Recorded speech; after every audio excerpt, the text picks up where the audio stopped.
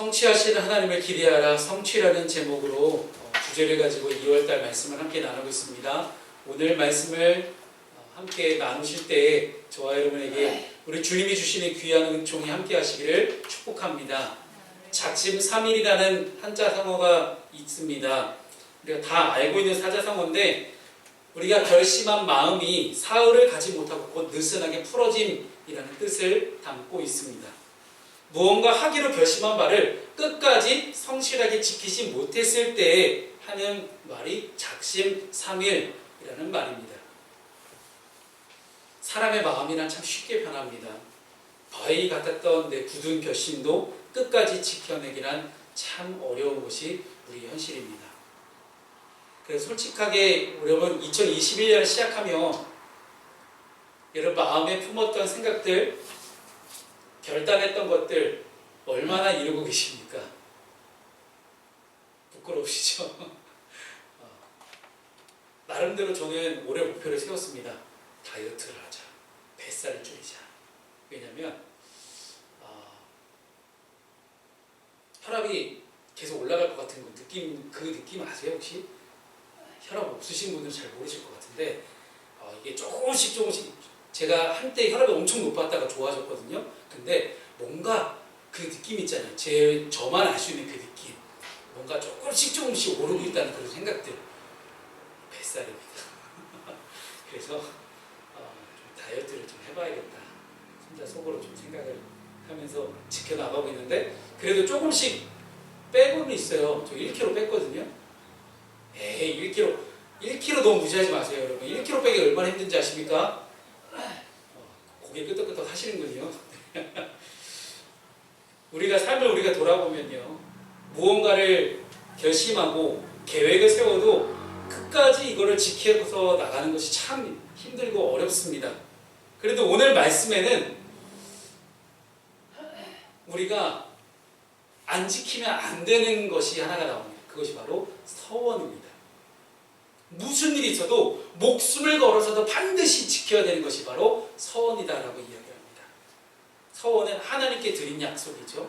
사람과 사람 사이의 약속도 매우 중요하지만 하나님과 사람 사이에 있는 약속도 매우 중요합니다. 그래서 자발적으로 하나님께 어떤 것을 하지 않겠다는 어떤 절제의 약속들 또는 내가 가진 무언가를 하나님께 드리겠다는 헌신의 약속들이 서원이 됩니다. 그런데 이 서원만큼 또 오해가 많고 서원만큼 우리한테 잘못 지켜지는 그런 성경의 법칙들이 또 없는 것 같습니다. 그래서 우리가 오늘 말씀을 통해 서원에 대해서 분명하게 알고 이 서원을 지키기 위해서 우리 과연 무엇을 해야 되는지, 서원 안에 담겨져 있는 하나님의 뜻은 과연 무엇인지 오늘 함께 좀 말씀을 좀 나눴으면 좋겠습니다.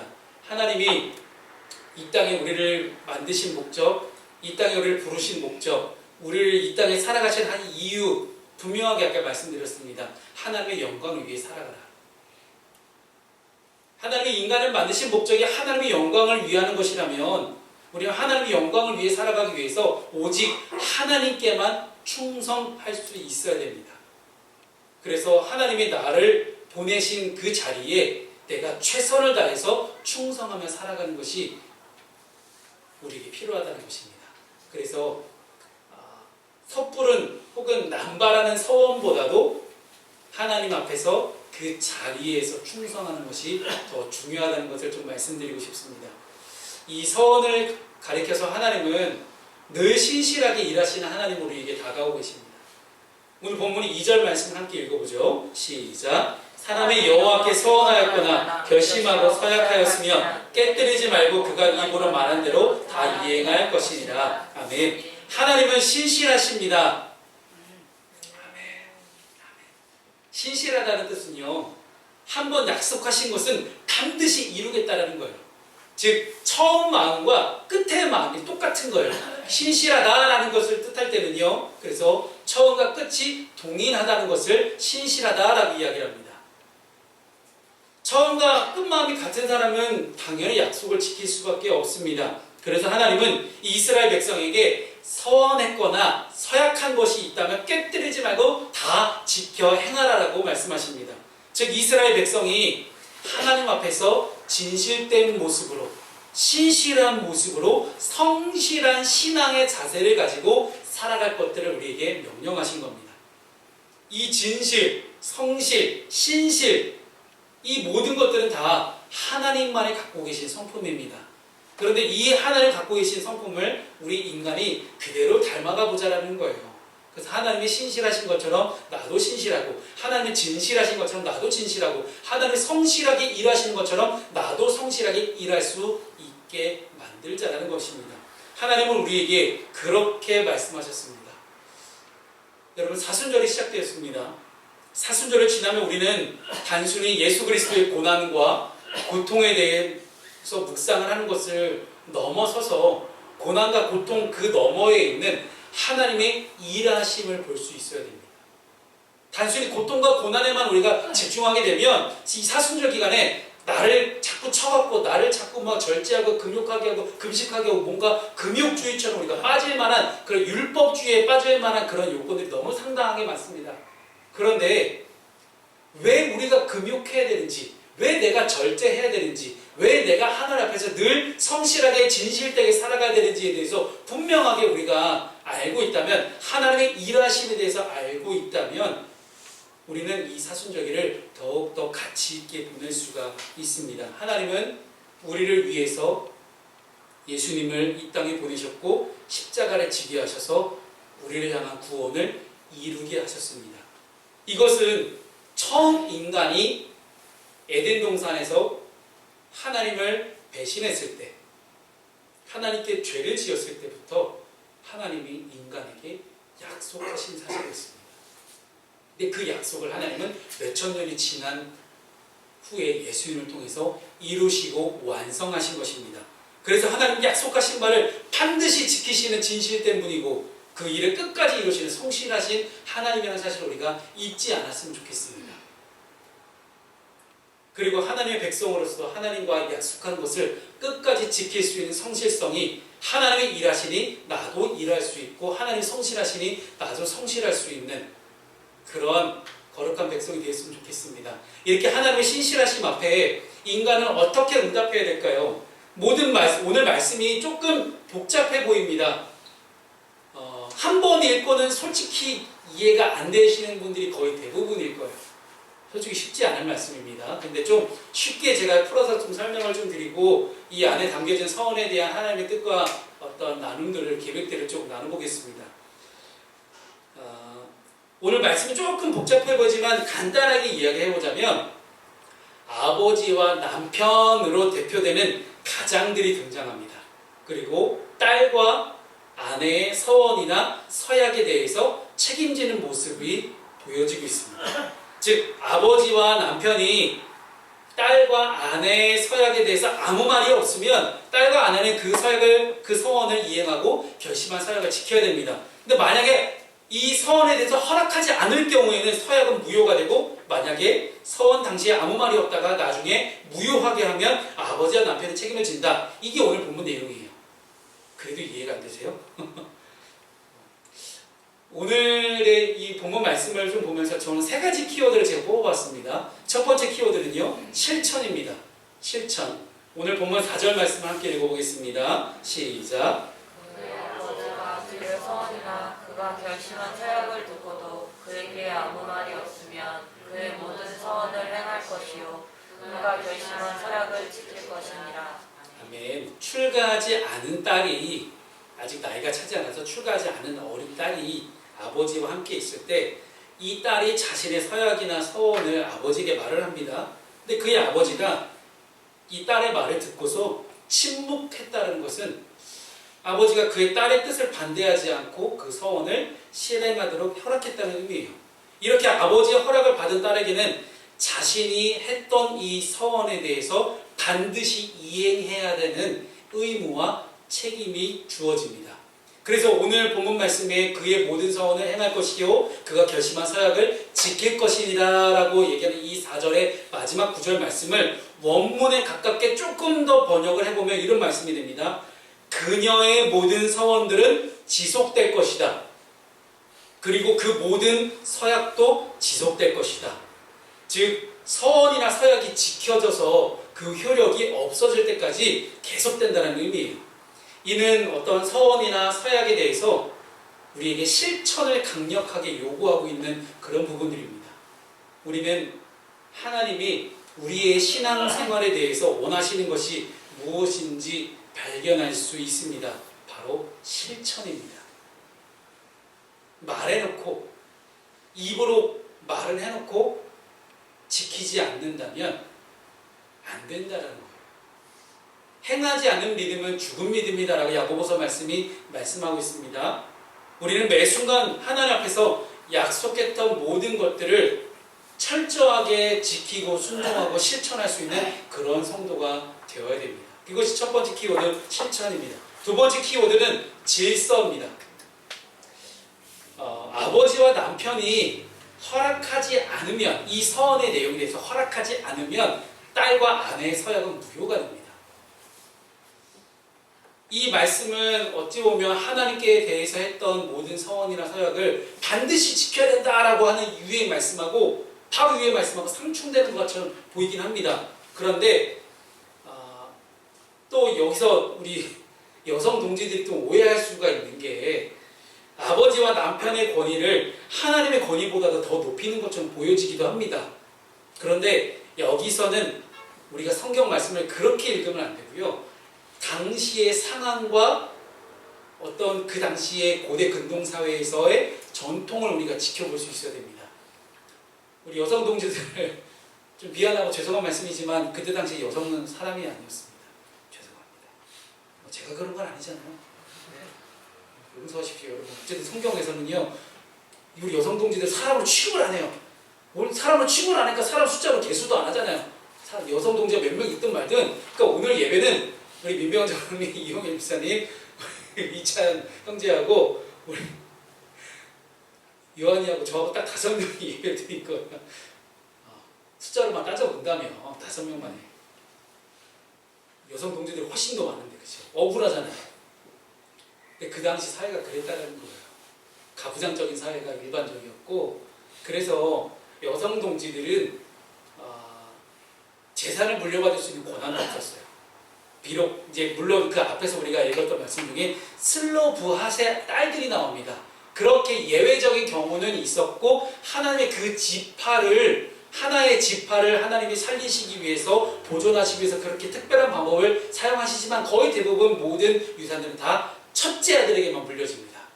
그러니까 우리 차인 형제도 안 되는 거야. 위에 형한테만 가는 거야. 유산이. 억울하잖아. 근데 이게 그 당시 사회였어요. 그런데 하나님은 뭘 얘기하시냐면 성경에서 말하는 가정이라는 이 단위, 가장 작은 사회의 단위가 축소판이 가정이잖아요. 이 가정을 하나님 나라의 축소판으로 생각하십니다. 그래서 가정의 질서는 하나님께서 인정하시고 보존하셨던 중요하고 숭고한 가치였다는 거예요. 그래서 이 가정의 질서는 어떤 경우에서라도 파괴되어서는 안 되고 반드시 지켜져야 됩니다. 이러한 맥락에서 오늘날 여러 가정에서 나타나는 어떤 질서의 파괴는 결코 하나님 원하시는 모습이 아니라는 것이죠. 그래서 우리는 반드시 성경적인 가정의 질서를 이루어가야 됩니다. 가족 구성원 전체가 각자의 위치를 잘 지키면서 서로 존중하며 사랑할 때 우리 행복한 성경적인 가정을 만들어갈 수 있다는 것이죠. 그렇게 보았을 때 단순히 이렇게 모든 남편 혹은 아버지에게만 가정의 질서가 있느냐, 왜 남자에게만 그렇게 질서를 만들어놨느냐라고 오해하실 분들을 위해서 세 번째 키워드는 책임입니다. 오늘 함께 읽진 않았지만 우리 이 아래쪽에 15절 말씀을 우리가 함께 화면을 보면서 읽어봤으면 좋겠습니다. 시작. 그러나 그의 남편이 들은 지 얼마 후에 그것을 무효하게 하면 그가 아내의 죄를 담당할 것이니라. 아멘. 뭘 얘기하냐면 남편과 아버지로 대표되는 이 가장들이, 이 남성 동지들이 책임을 져야 된다. 내가 한 소원도 아니에요. 내 아내나 내 딸이 했던 소원도 내가 책임져야 된다는 그런 책임 구조를 이야기하는 겁니다. 남편이 아내가 하나님 앞에서 했던 서원을 듣고서 아무 말이 없어요. 근데 얼마 후에 그것을 무효하게 하면 그 서원을 어긴 죄는 남편이 담당해야 한다고 말씀하고 있는 겁니다. 즉 아내의 머리 되는 이 남편이 그 아내에 대한 권리와 함께 막중한 책임 또한 가지고 있음을 오늘 성경은 우리에게 말해주고 있습니다. 그래서 따라서 남편과 아버지는 경거망동하지 말고 신중해야 함을 성경은 우리에게 가르쳐주고 있는 것입니다. 특권과 함께 이렇게 책임이 동반되는 원리, 뭔가를 결정하고 뭔가를 선택할 수 있는 그런 위치에 있지만 또다시 책임도 따르는 이 원리에 대해는 우리 성도들의 삶에도 적용됩니다. 우리 그리스도인들에게 똑같이 적용됩니다. 성도에게는 구원이라는 놀라운 특권, 축복이 주어졌습니다. 그래서 구원받은 성도는 죄에서 자유를 얻었고 영원한 생명을 얻었습니다. 하지만 이 특권에 따른 막중한 책임 또한 있다는 것을 우리는 알고 있어야 된다는 사실이에요. 우리 믿는 자들에게 어떤 책임이 주어집니까? 거룩한 삶을 살아가야만 하는 책임이 주어집니다. 왜냐? 내가 거룩하게 살지 않으면 하나님이 욕먹습니다. 여러분 지난 1년 동안 돌아보십시오. 코로나19 상황 속에서 얼마나 교회가 욕을 먹습니까? 왜 교회가 욕을 먹어야 돼요? 사람 때문에. 사람 때문에 교회가 욕을 먹는 일. 뭐 코로나 이전에도 예수 믿는 사람이라고 이야기하지만 예수 믿는 사람으로서 거룩한 백성답게 살아가지 못하는 그 수많은 사람들이 있었으니 교회와 하나님이 그렇게 욕을 먹고 계신 거잖아요. 그래서 우리는 구원받은 성도로서 거룩하게 살아가야 되는 막중한 책임이 있습니다. 이 거룩한 백성의 사명을 우리가 살아가기 위해서 우리는 이 네 가지를 반드시 좀 기억해야 됩니다. 그래서 오늘 서원에 대해서 함께 살펴볼 때 서원에 대해서 중요한 네 가지 원리가 있습니다. 그 네 가지 원리가 바로 앞에 써 있는 이 문구입니다. 하나님의 영광을 위해서 결정적인 어려움 앞에 인생을 걸고 반드시 지키는 것. 이 네 가지 원리가 서원이라는 거예요. 여러분 거룩하다라는 뜻은 구별됐다라는 거거든요. 즉 하나님은 지금 가나안 땅을 앞두고 있는 이스라엘 백성에게 서원에 대해서 말씀하시고 그 말씀에 순종하는 법을 가르쳐 주고 계시는데 지금 가나안 땅을 앞에 두고 서원에 대해서 다시 한번 강조하신 이유가 있어요. 가나안 땅에 들어갔을 때 가나안에 있는 수많은 그 땅의 전통과 관습과 우상과 많은 그들의 문화 속에서 얽매이지 말고 물들지 말고 오직 하나님만을 위해서 살아가라 라는 이야기예요. 가나안 땅에 있는 것들이 나를 유혹하는 것들이 충분히 내가 유혹될 만한 것들이었어요. 인간이라면 당연히 충분히 유혹될 만한 그 모든 요건들 앞에 하나님은 이 이스라엘 백성들이 무너질 것을 알고 계셨습니다. 왜냐면 참 거부하기 힘든 유혹이었거든요. 이 거부하기 힘든 유혹 앞에 하나님은 선을 가르치시고 명령하시면서 하나님을 위해서 살아가는 것이 무엇인지, 하나님의 영광만을 위해서 살아가는 거룩한 백성이 무엇인지를 가르쳐주고 계셨던 것입니다. 하나님께 약속하는 것, 즉 서원한다는 것은 하나님의 영광을 위해 하는 인간의 자발적인 약속입니다. 하나님이 요구하신 게 아니에요. 야, 너 지금 나한테 서원해. 너 뭐 내놔. 이러신 적이 한 번도 없어요. 인간의 자발적인 약속이에요. 자발적인 헌신이고 자발적인 드림이에요. 그런데 서원을 하지 않는 것은 죄가 아닙니다. 서원을 하지 않는 건 죄가 아니지만 하나님의 은혜에 대한 보답으로 하나님께 헌신하기를 원할 때 우리는 서원할 수 있다는 거예요.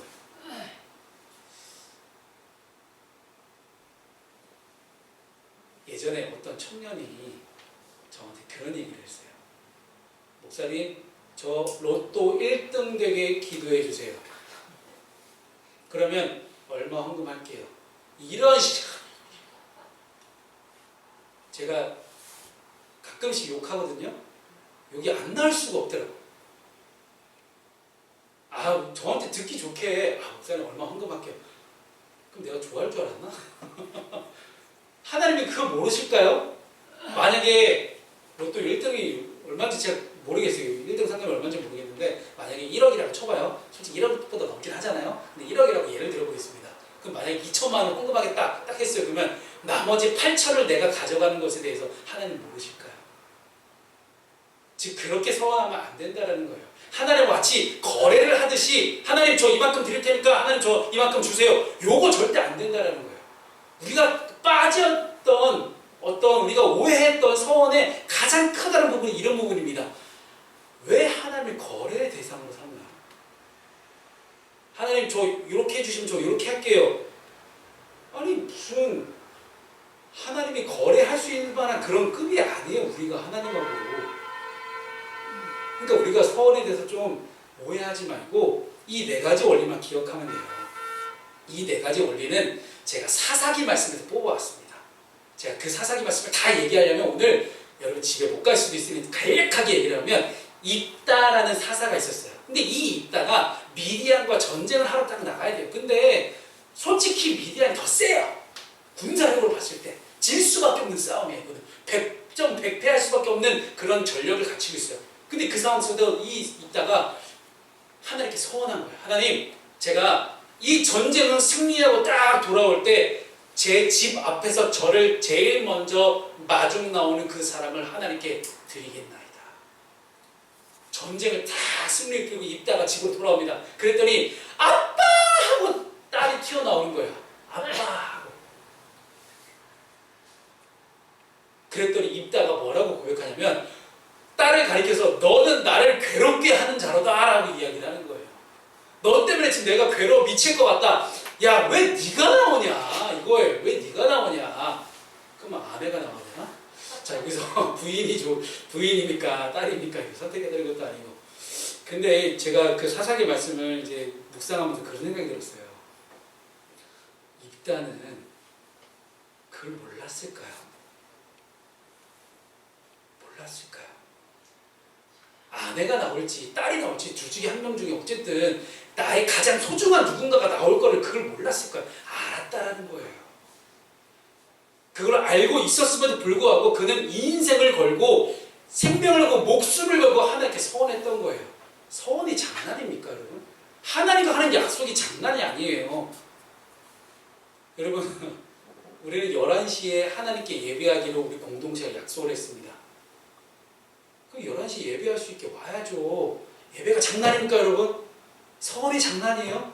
우리가 이렇게 작은 거 하나 못 지키는데 하나님께 뭘 자꾸 그렇게 요구를 해요? 최소한 옛날 바카스 CF처럼 지킬 건 지켜가면서 요구를 하자는 거예요. 하나님 앞에서. 하나님 앞에 내가 정말로 드릴 건 드리면서 헌신할 거 헌신하면서 하나님의 영광을 위해 살겠노라고 거룩한 백성으로 살겠다고 내가 다짐하고 고백하고 결단해서 정말 그렇게 순종해서 실천하며 살아가고 책임지는 인생을 살아가는 그런 결단 위에만 하나님이 내 위에 이루어 주신다는 거예요. 사무엘 선지자의 어머니였던 한나를 기억하실 겁니다. 한나가 애가 없었어요. 임신이 안 되는 거죠. 하나님께 소원합니다. 하나님, 제가 아들 하나님께 드릴게요. 자기의 가장 소중한 아들을 드리고. 여러분, 서원은 절대 장난이 아니에요. 쉽게 해서도 안 되고 인생을 걸고 반드시 지킬 수 있어야 되고 결정적인 어려움 앞에 우리가 사용할 수 있어야 됩니다. 왜냐? 왜 결정적인 어려움이라고 제가 말씀드리냐면요, 인간이 할 수 있는 정도의 어려움이면 인간이에요. 그게 인간의 교만이에요. 바라기는 저와 여러분 가운데 우리 프린스교회 성도들은요, 내가 할 수 있는 것도 하나님께 맡기고 내가 하지 못하는 것도 하나님께 철저하게 맡길 수 있는 그런 하나님께 맡기는 신앙이 되었으면 좋겠어요. 책임을 떠넘기라는 게 아니에요. 주도권을 내어드리자는 거예요. 주도권을. 내가 할 수 있는 것도 주도권 하나님께 내어드리고 내가 절대 할 수 없는 인생의 결정적인 어려움 앞에 하나님께 주도권을 맡기자라는 거예요. 근데 그걸 통해서 우리가 뭘 추구할 수 있어야 됩니까? 하나님의 영광입니다. 오로지 하나님의 영광. 이 서원을 통해서 내가 뭔가를 얻으려는 그런 수작 부리지 마십시오, 여러분. 절대 안 됩니다. 하나님 다 아세요. 그 속마음은 그거 모르실까요? 그래서 서원을 할 때는요, 오직 하나님의 영광만을 위해서 하는 것입니다. 그러니 절대 반드시 지켜야 되는 것이 서원이라는 겁니다. 구원받은 성도에게는 거룩한 삶이라는 책임이 주어집니다. 근데 거룩하게 살아가는 건 참 힘들 때가 있어요. 이 땅을 살아가면서 우리가 사회생활 다 많이 해보셨잖아요. 거룩하게 살아가기 쉽습니까? 쉽지 않아요. 그런데 이 땅의 가치와 이 땅의 여러 가지 기준과 이 땅에서 사람들이 그렇게 추구하고 있는 물질에 대한 욕망과 탐욕으로 얼그러진 이 시대 가운데 내가 정말 하나님의 방법을 하나님의 법칙으로 나는 정말로 거룩하게 살아가겠노라고 결단하며 나아갈 때 결국은 가치관의 충돌로 부딪히는 어려움이 생길 수밖에 없습니다. 근데 이 어려움이 내 힘으로 도저히 해결할 수 없는 어려움들이에요.